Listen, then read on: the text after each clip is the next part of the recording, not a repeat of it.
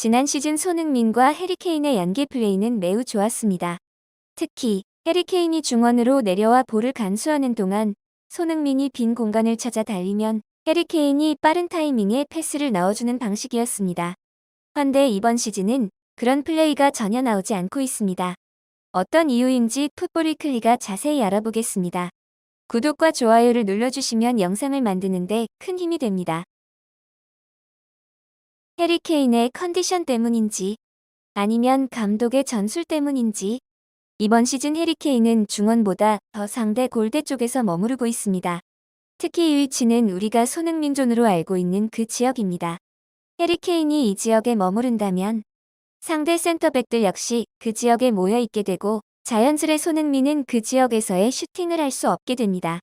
지난 시즌처럼 해리케인과 손흥민이 보지 않고도 패스를 넣어주는 찰떡궁합 플레이들이 전혀 나오지 않는 것도 여기에 이유가 있을 것입니다. 감독의 전술이라고 생각할 수도 있지만 아닐 것 같은 이유는 그 지역에서 해리케인과 손흥민의 위치가 자주 겹치고 유기적인 패스나 골들이 나오지 않기 때문입니다. 그동안 페리시치와 손흥민의 조합에 대한 안 좋은 말들이 많았지만 어쩌면 페리시치의 잘못보다 페리시치의 크로스를 받기 위한 해리케인의 움직임 때문일지도 모릅니다. 지난 시즌 해리케인의 볼터치 위치를 확인해보면 중원과 전방에 골고루 분포가 되어 있는데 이번 시즌 볼터치 위치는 전방에 가장 많이 분포되어 있습니다. 지난 두 경기를 확인해봅시다. 1월 29일 FA컵 프레스턴과의 경기에서 손흥민은 오랜만에 멀티골을 기록했습니다. 이 경기에서 해리케인은 작은 부상을 이유로 출전하지 않았습니다. 상대가 비교적 약팀인 것도 있지만 그 골들은 우리가 아는 그 손흥민 존에서 성공시킨 골들입니다. 2월 6일 프리미어리그 맨시티와의 경기에서 손흥민은 골을 기록하진 못했지만 우리가 알던 지난 시즌의 손흥민의 모습을 보여주었고 경기력도 훌륭했습니다. 이 경기에서 해리케인도 선발 출장하였지만 그 전 다른 경기와는 다르게 지난 시즌처럼 중원으로 내려와서 연계 플레이를 많이 해주었습니다. 해리케인은 결승골까지 성공시켰습니다.